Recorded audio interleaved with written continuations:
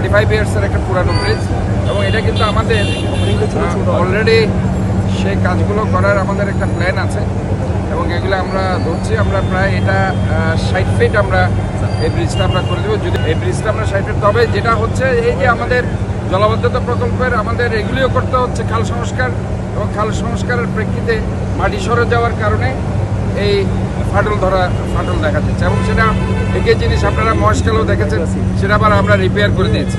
এখানেও আমরা অনতিবিলম্বে এটা আমরা রিপেয়ার কাজ শুরু করব। আমাদের যে প্রকল্পগুলো চলছে সেখানে ব্রিজ এইটা না, শুধু পুরো ব্রিজটা আমাদের করে দিতে হবে এবং এটা থেকে নিয়ে এটা প্রায় 60 ফিট আমাদের এই ব্রিজটা করতে হবে এবং প্রথমে এটা করবো, এটা পরে করবো। যেহেতু এইটাও রিস্কের মধ্যে আছে, যেহেতু খালটা আমরা শীতল ঝর্ণা খাল, এটা ভেরি ইম্পর্টেন্ট খাল এই এলাকার। আপনারা আজকে দেখেন পানি উঠে নেই।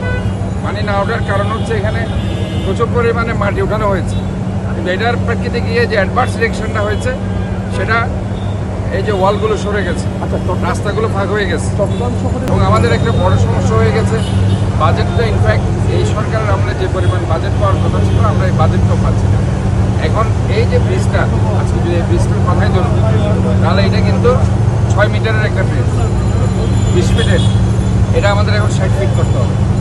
এই 60 ফিট করার জন্য আমাদের বাজেট যেটা সেটা নেই, কিন্তু তারপরে এখন অতি দ্রুত আমরা আমাদের যেটা জনগণের যে ট্যাক্সগুলো নিচ্ছি সেখান থেকে আমরা ধরেন এখানে প্রায় 9 কোটি টাকা খরচ আছে। এটা আমি দ্রুত এই 5টা এখন করে দেবো, ওই 5টা আমাদের করতে হবে পরে। তবে যে জিনিসটা হয়েছে আমি এটার আসল কারণ যেটা হচ্ছে, এটা আরও সময় হয়তো লাগতো, এটা হতে, বাট আমাদের যে নগরের যে এখন যে জলাবদ্ধতা প্রকল্পটা আমরা প্রায়োরিটি দিয়েছি, এটা মূলত কারণ হচ্ছে যে আমরা আমাদের জলাবদ্ধতার কাজ করেছি, যেহেতু মাটি সরে গেছে, নিচ থেকে প্রচুর পরিমাণ মাটি সরে গেছে, যার কারণে এটা হয়েছে।